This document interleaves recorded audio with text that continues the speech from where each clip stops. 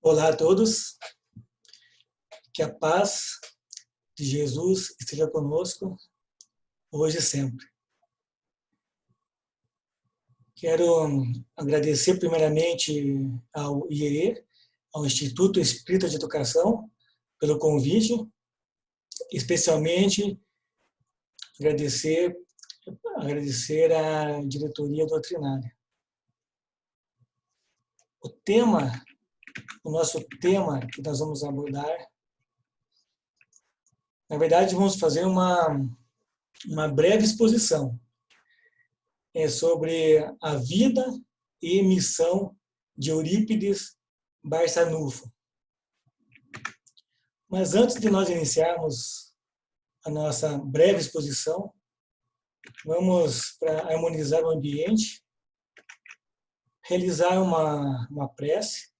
Então eu peço que aqueles que têm interesse, que peguem um copo d'água, ou uma garrafa de água, uma jarra de água, e deixa do lado para que os nossos amigos, os benfeitores espirituais, possam fluidificar essa água, para nós bebermos ao término da exposição.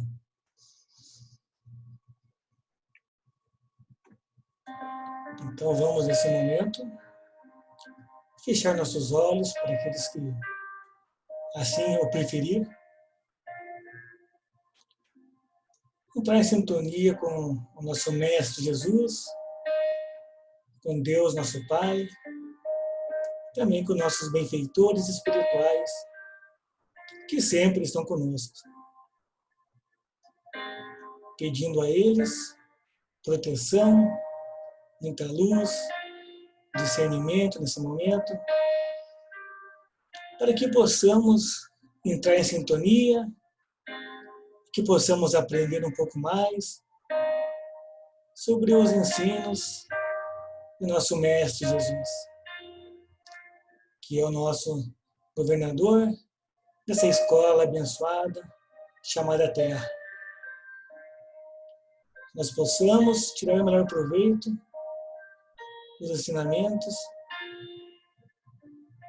e também que nos sirvam de inspiração, nos sirvam de estímulo para buscarmos a melhora íntima e colocarmos em prática tudo aquilo que nós aprendemos.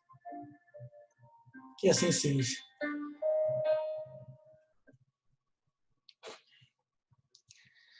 Eu vou compartilhar com vocês aqui a apresentação. Então, agora é só um segundo. Pois bem, está na tela, né? Então vamos lá iniciar nossa breve exposição. Então, por que eu disse que é uma breve exposição? Porque o assunto, para a gente estudar, pesquisar mais a fundo, o grande espírito, o grande homem que foi Eurípides Barçanufo, quando pisou aqui na Terra, e continua sendo com certeza no plano espiritual, nós precisaríamos de um seminário, e não uma exposição de 30 minutos, 20 a 30 minutos. É muito pouco. Um seminário no mínimo 2 a 3 dias.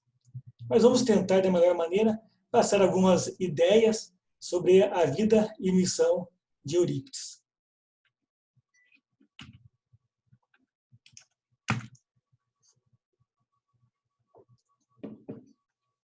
Eurípides ele nasceu na cidade de Sacramento, uma cidade pequena do estado de Minas Gerais, no dia 1º de maio de 1880. E ele desencarnou na mesma cidade, em 1º de novembro de 1918.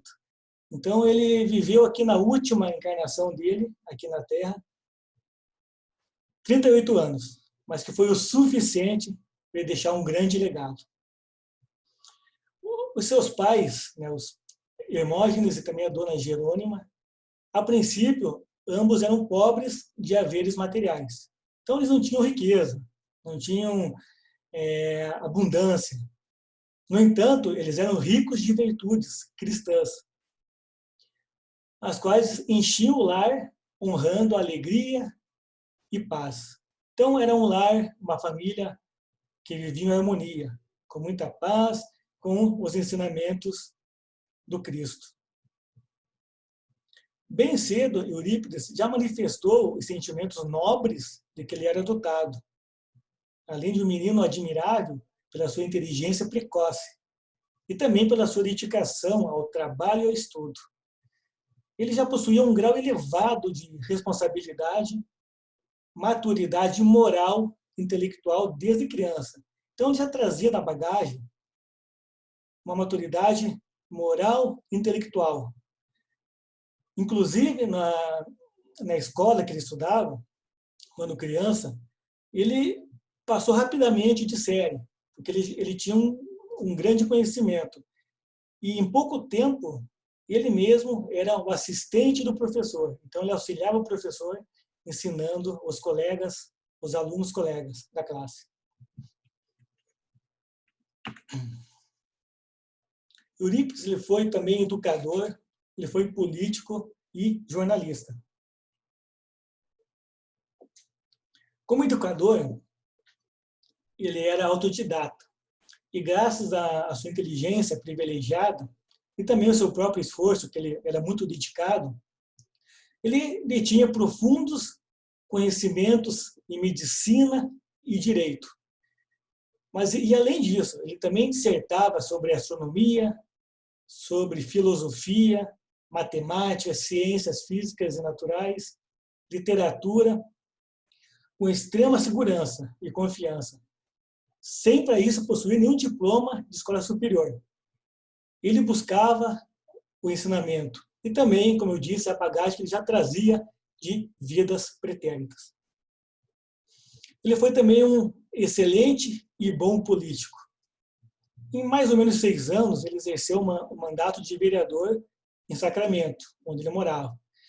Só que ele se preocupava com o povo, com as pessoas. Então, ele trouxe vários benefícios sociais, como água encanada, bonde, meio de transporte, luz elétrica e também um cemitério público. E um ponto importante que ele trouxe, maiores recursos para a área de educação. Que ele focava muito nessa área de educação. Ele era um educador, um professor, muito atento e estudioso. Como jornalista, então, lá em Sacramento havia a Gazeta de Sacramento. Barçanufo, ele fez a sua estreia como jornalista nessa Gazeta. Então, ele escrevia alguns artigos sobre a economia política, sobre direito público, métodos educacionais, literatura, filosofia, dentre outros temas que ele também abordava. Ele colaborou igualmente de modo brilhante em outros jornais, além da Gazeta de Sacramento.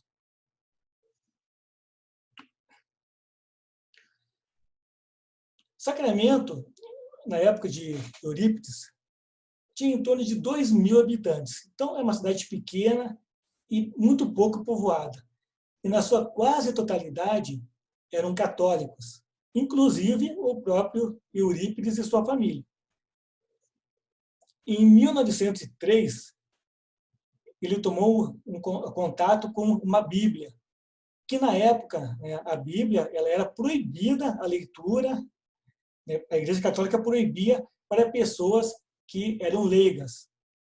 Mas ele ganhou uma Bíblia entregue diretamente em mãos do padre Augusto Teodoro Maia. Ao ler a Bíblia, Eurípides levantou suas primeiras dúvidas quando ele leu o Sermão da Montanha.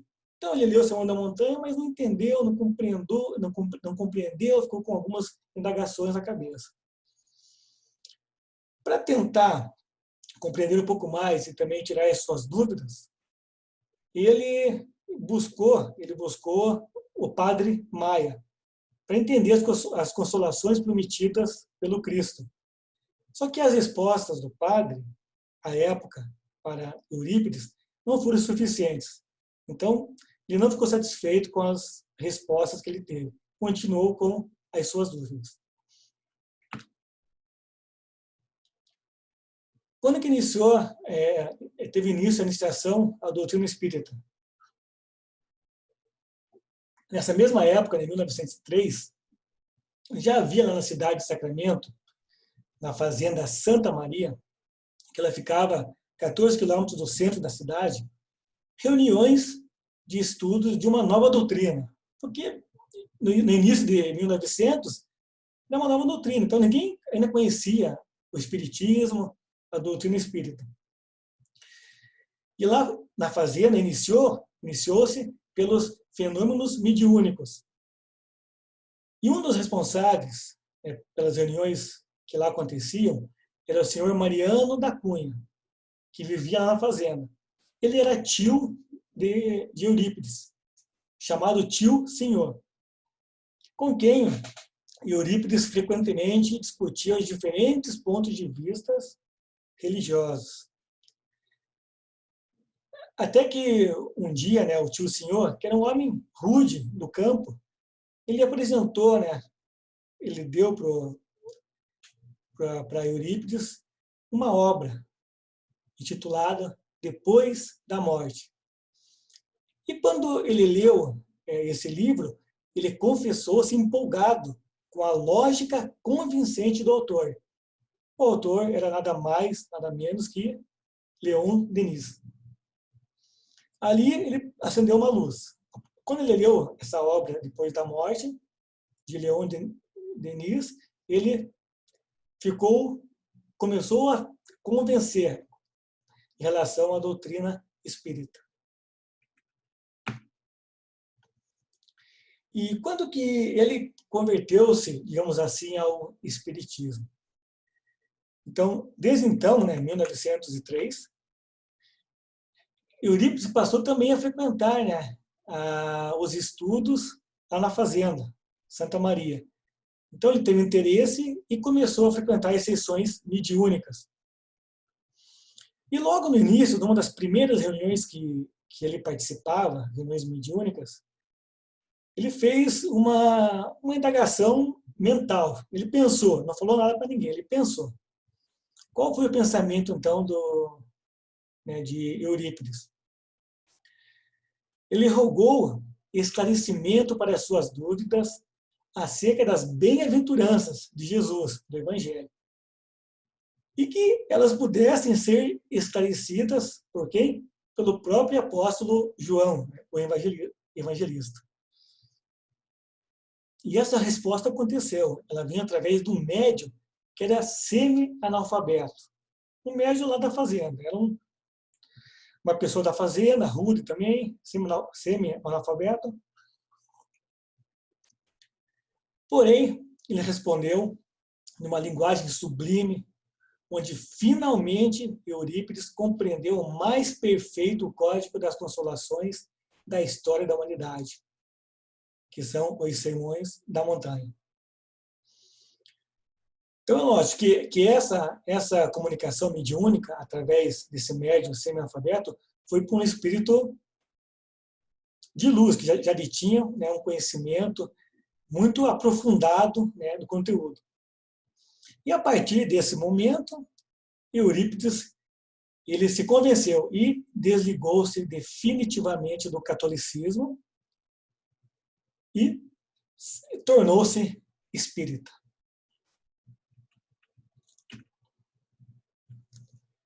Vamos também falar um pouquinho sobre a mediunidade de Eurípides.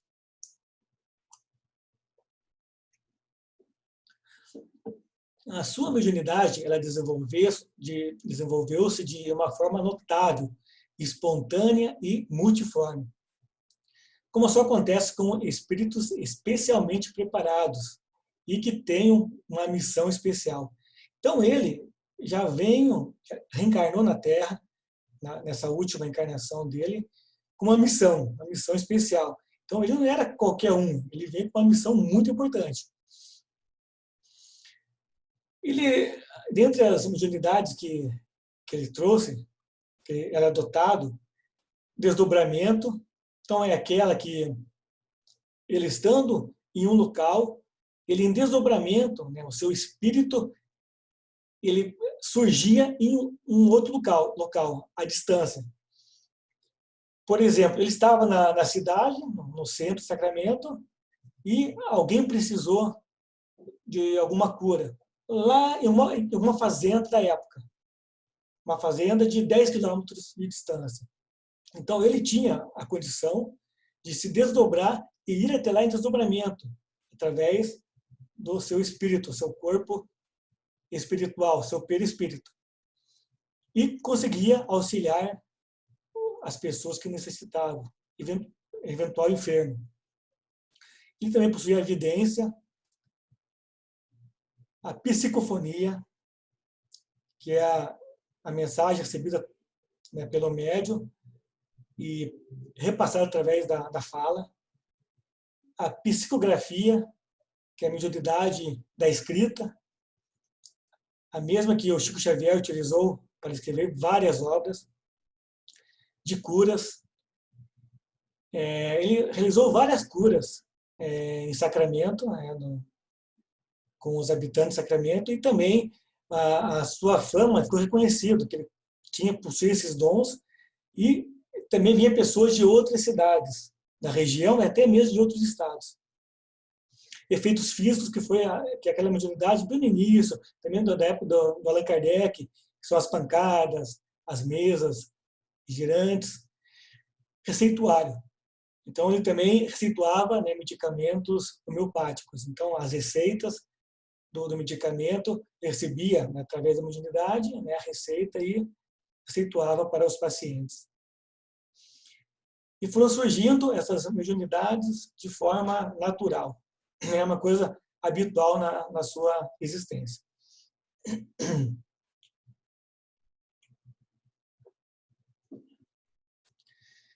E ninguém que ele atendia saía sem algum proveito.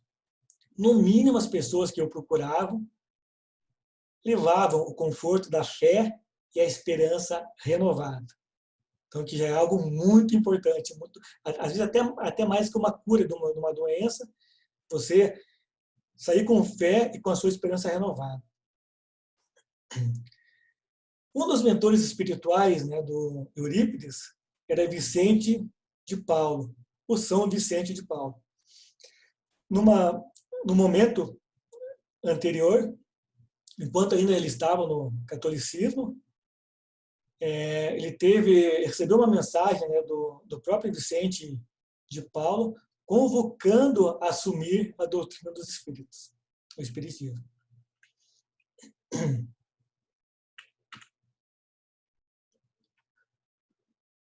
Trabalho no bem. Ele foi um trabalhador incansável, que praticava o bem, ajudou e ajudava muitas pessoas.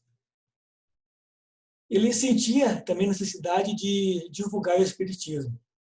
Então, ele fundou, em 1905, o Grupo Espírita Esperança e Caridade. E passou aí a desenvolver trabalhos tanto no campo doutrinário, como as atividades de assistência social. Então, ele tinha também muitos ajudantes, pessoas que o auxiliavam. Algum tempo depois, sob a orientação espiritual de Bezerra de Menezes, ele viveu aqui na sua última encarnação, né, na Terra, antes de Eurípides. Ele desencarnou em 1900. Então, em 1905, Eurípides recebeu a orientação do Bezerra de Menezes para fundar uma farmácia. Então, ele fundou lá em Sacramento a farmácia espírita Esperança e Caridade, que é totalmente gratuita. Então, ele fornecia, né, para as pessoas necessitadas sem cobrar nada. E a manutenção dessa farmácia ele fazia com seu próprio salário e também com algumas ajudas espontâneas. Então, aí provava o alto grau de desprendimento de Eurípides. Ele não estava preocupado com ele, e sim com as pessoas, a ponto de fornecer, né, parte do seu próprio salário. Além de ele ajudar as pessoas de Sacramento, com os medicamentos que eram manipulados na farmácia espírita Esperança e Caridade, diariamente eram enviados também para numerosas cidades do Brasil, pelos Correios, centenas de remédios homeopáticos. manipulados na farmácia.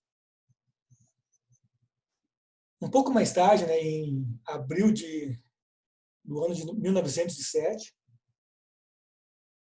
Eurípides fundou um colégio chamado Allan Kardec, sob a inspiração de um espírito de alta envergadura. Essa instituição, ela tornou-se um verdadeiro marco da educação, no campo da educação. Ela ensinava várias disciplinas tradicionais e, além, também ensinava astronomia e o principal, fundamentos da doutrina espírita, o Evangelho de Jesus.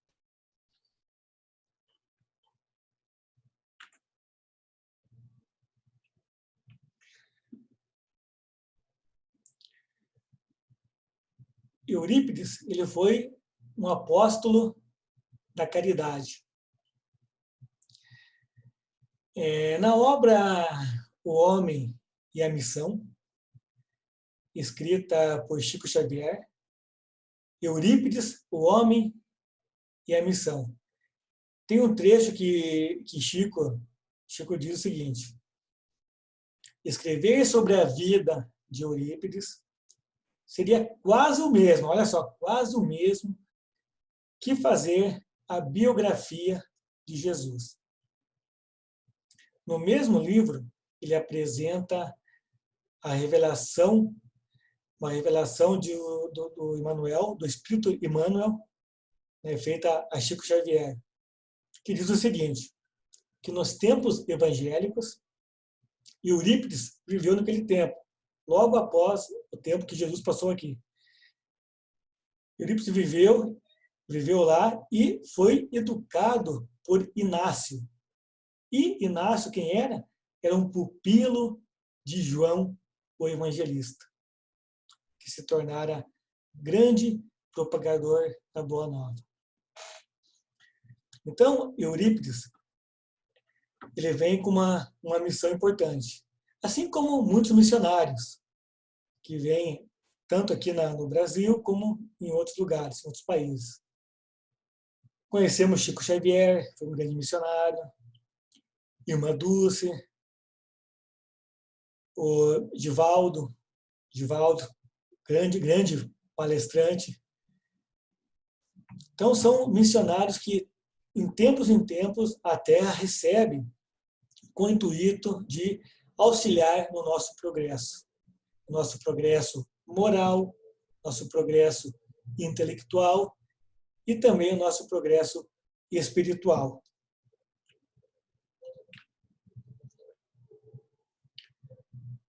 Aqui tem as referências, né, que eu já passo aqui as referências, né? Já volto aqui para as referências. Então, apóstolo da caridade, ele é o discípulo de Jesus. Então, da atualidade, vamos dizer assim. Ele viveu aqui na última encarnação em torno de 38 anos. Ele cumpriu plenamente o seu propósito a que veio aqui. Tudo que ele deixou, o legado que ele deixou, nos traz ensinamentos, nos traz, através do seu exemplo, da sua prática, assim como Jesus, quando passou aqui na Terra. Por isso que Chico fala que fazer a biografia de Eurípides seria quase o mesmo de fazer a biografia de Jesus. Não que ele está comparando Eurípides com Jesus, mas, no entanto, tudo que Jesus fez, Eurípides também fez. Ele exemplificou. Então, ele realizou várias curas, ele realizava partos, ele curava os enfermos, através da farmácia que ele produzia medicamentos para muitas pessoas que não tinham condição nenhuma de comprar. Naquela época, no início do século XX, no início do ano de 1900, a medicina era bastante precária. Então, não tinha muito recurso. E mesmo que houvesse, muitas pessoas que eu procurava, tanto de Sacramento como de todas as várias cidades, né, do Brasil, Eram pessoas, na sua grande maioria, carentes, que não tinham recursos materiais. Então, Eurípides, ele realizava isso de forma gratuita. As curas, os medicamentos e o ensino, os ensinamentos. Então, tanto através do colégio Allan Kardec, também através do grupo espírita que ele criou. Então, muitas pessoas ali foram instruídas. Aprenderam tanto os ensinamentos da doutrina espírita, do espiritismo, como também os ensinamentos do próprio Cristo, de Jesus, e também as leis divinas, que são as leis naturais, são as leis do nosso Pai, nosso Criador, as leis de Deus. E outro ponto importante também de Eurípides é que ele exemplificou, que deu exemplo. Então, ele é uma pessoa que realmente vem aqui para exemplificar para a gente os ensinamentos de Jesus. Então, ele colocou em prática, na prática viva. Então, por isso que ele deixou um grande legado. Isso serve de exemplo para todos nós, que estamos também na caminhada, que estamos também na busca, buscando a nossa evolução espiritual, que apesar de ela ser individual, nós evoluímos, cada um tem a sua evolução, nós precisamos das pessoas, nós precisamos do próximo, nós precisamos do outro. Sem o que ficaria mais difícil nós progredirmos e avançarmos. Seria mais demorado. Então, as pessoas que estão ao nosso redor estão aqui para nos ajudar na senda do progresso. Então, esses missionários, nós temos que buscar eles como exemplo, como referência.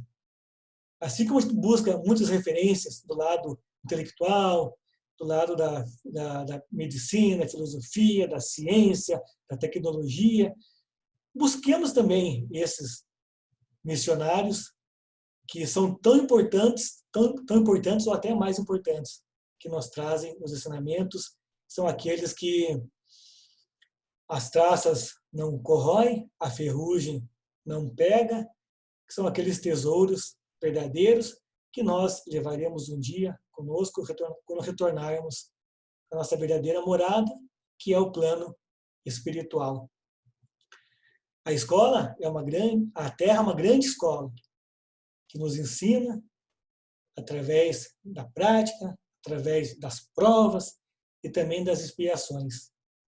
Quando eu falo expiações, não é para ficar com medo, com receio, eu estou expiando, eu vou sofrer por algo que eu fiz, uma falta que eu cometi nessa existência, uma falta que eu cometi em alguma existência pretérita. Não, não é um castigo. Não tenhamos medo. Temos que sim ter consciência e temos que estar dispostos a resgatar essas faltas da melhor maneira possível, que é o bem sofrer.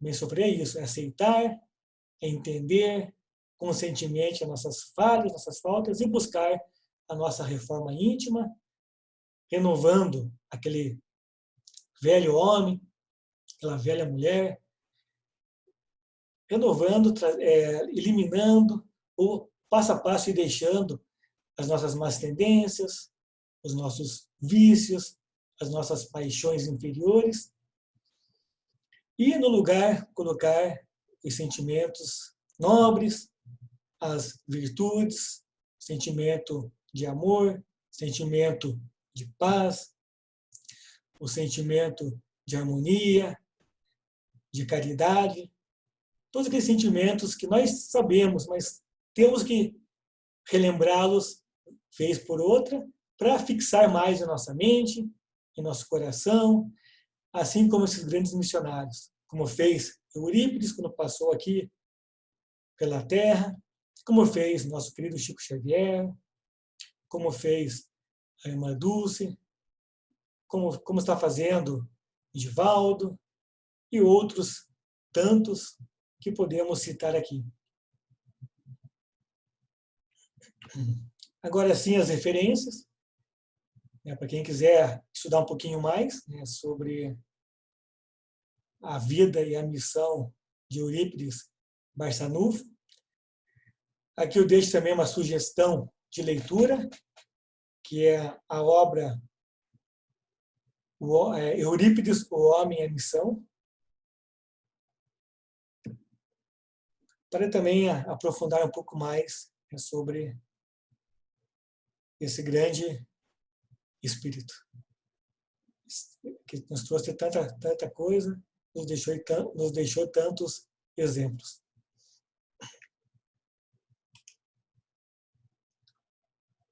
Bom, então assim, como eu disse, é uma pequena e breve exposição, né? Tem muita coisa para falar, né, de Eurípides, mas a essência, eu acho que é essa que eu acabei deixando aí, né, para vocês. Mas podem aprofundar, né, o conhecimento para aqueles que quiserem, para aqueles que necessitarem.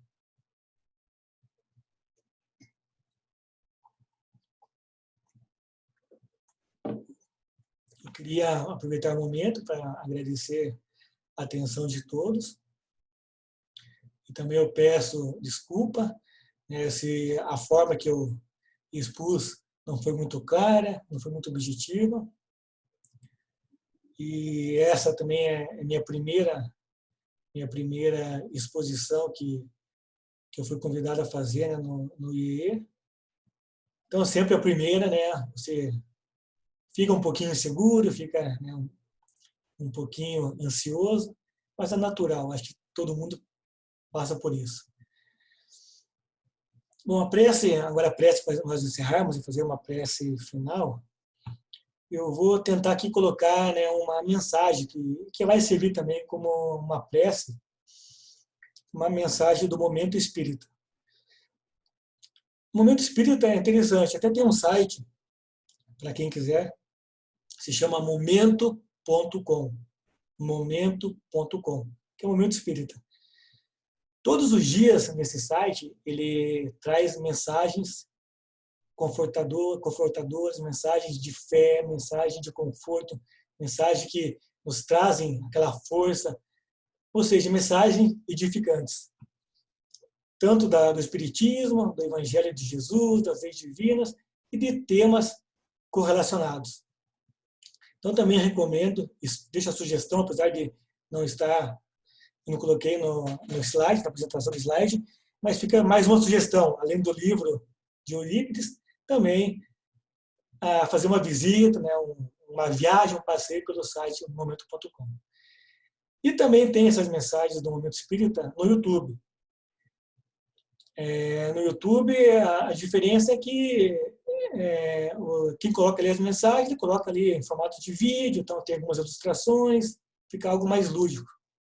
Eu vou tentar colocar aqui uma mensagem do YouTube, né, do Momento Espírita, de um tema que também é bem pertinente, né, para esses momentos que estamos passando. Também para fechar também, tem também a ver com o nosso tema também. Eu vou tentar aqui, então peço uns segundinhos aqui para mim incluir aqui, compartilhar para vocês. E também já vai servir como a nossa prece final. Para aqueles que quiserem, podem até fechar os olhos, né? Fica ao critério de cada um.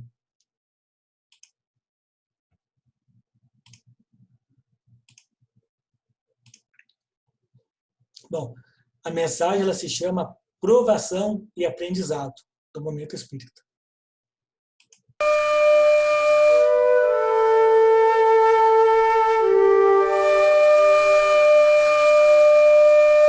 Provação e aprendizado.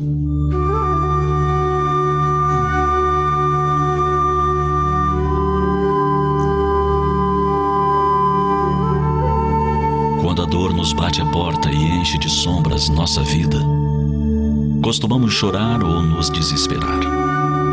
Abatidos, olhamos em torno e invejamos os felizes do mundo, os que têm riquezas, os que aparentam não ter preocupações, os que têm saúde ou família perfeitas. Nessas horas de provação, lamentamos e choramos. Raras vezes aproveitamos a ocasião para meditar e retirar aprendizados. Muitas vezes aqui na Terra, as preocupações da vida material nos cegam. Ficamos tão aflitos com o que haveremos de comer ou de beber, que esquecemos de que temos Deus, um Pai amoroso que cuida de todos nós. Acredite, ninguém está esquecido por esse Pai amoroso e bom, que faz nascer o sol sobre bons e maus, que faz cair sua chuva sobre justos e injustos. Muitas vezes nos perguntamos: por que isso aconteceu comigo? A pergunta deveria ser diferente: para que isso aconteceu comigo? Sim, toda e qualquer experiência, sofrida ou feliz, traz um aprendizado importante. São momentos que vão enriquecer nossa alma. Deus não brinca com as nossas vidas. E se Ele permite que certas coisas aconteçam conosco, é porque há um objetivo útil e importante para nós. Faça uma retrospectiva. Observe os momentos difíceis de sua existência. Cada um deles trouxe algo de novo, um aprendizado especial. Cada lágrima acrescentou sabedoria, experiência, um novo olhar sobre a vida. A doença, por exemplo, nos ensina a valorizar a saúde, a cuidar melhor do corpo. A pobreza nos revela a importância do trabalho e do esforço pessoal. A família difícil nos oferece a lição da tolerância. Enfim, as privações nos ensinam a ser mais sensíveis perante o sofrimento alheio. Essas lições são interiorizadas. Nós as guardaremos para sempre. Na verdade, as dificuldades são advertências que a vida nos apresenta, alertas sobre nossas atitudes perante o próximo. Se algo ruim nos ocorre, vale a pena se perguntar: o que posso aprender com isso? Como posso melhorar a partir desse episódio? Mas atenção, nada disso significa que devemos cultuar a dor. Nada disso. Bem sofrer não significa cultivar o sofrimento, ser conformista ou agravar as dores que sofremos. Bem sofrer significa enfrentar as situações com fé e coragem. Alimentar a esperança enfrentando as situações com serenidade. Assim, busque soluções. Lute por sua felicidade. Mas faça tudo isso com tranquilidade.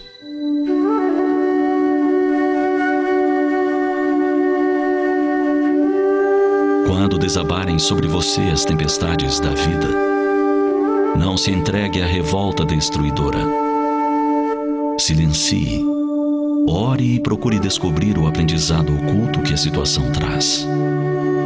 Acredite, por mais amarga seja a experiência, os frutos desse aprendizado jamais se perderão e eles poderão nos tornar mais sábios e generosos. Por isso, cada vez que as lágrimas visitarem seu rosto, erga os olhos para o céu e agradeça. Nas suas orações, peça a Deus a força necessária para superar o momento difícil e a inspiração para encontrar soluções. E Deus, que nos ama tanto, não deixará de atendê-lo na medida de suas necessidades espirituais. Quando o momento difícil passar, você se sentirá bem melhor se não tiver de lembrar que se entregou ao desespero, que gritou e se debateu. Em geral, a solução está bem próxima. Se estivermos transtornados de medo ou desespero, será mais difícil resolver o problema. Com calma, logo poderemos ver a luz no fim do túnel. Pense nisso.